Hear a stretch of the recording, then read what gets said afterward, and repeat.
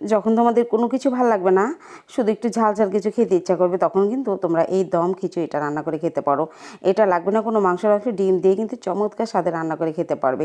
এই দম খিচুড়ি রান্না করতে আমার লাগবে এই যে ডিমটা প্রথমেই হলুদ মরিচ আর লবণ দিয়ে ভেজে নিলাম একটু, তারপর আলু আর ফুলকপি এরকম হলুদ মরিচ লবণ দিয়ে সুন্দর করে পোড়া পোড়া করে ভেজে নিয়ে এবার তেলে 1 মুঠ পরিমাণ পেঁয়াজ আদা রসুন বাটা দিয়ে একটু লাল লাল করে ভেজে এখানে যে কোনো চাল দিয়ে রান্না করতে পারো, এখানে আমি বাসমতি চালটা দিয়েছিলাম, দিয়ে হলুদ লবণ আর শুকনো মরিচের গুঁড়া দিয়ে চালটাও ভেজে নিয়ে এবার একটা টমেটো আর সেই ভাজা ফুলকপি আর আলু দিয়ে আবার একটু ভেজে পরিমাণ মতো পানি দিয়ে দিলাম। মানে আমি 2 কাপ চাল নিয়েছি, 4 কাপ পানি দিয়েছি।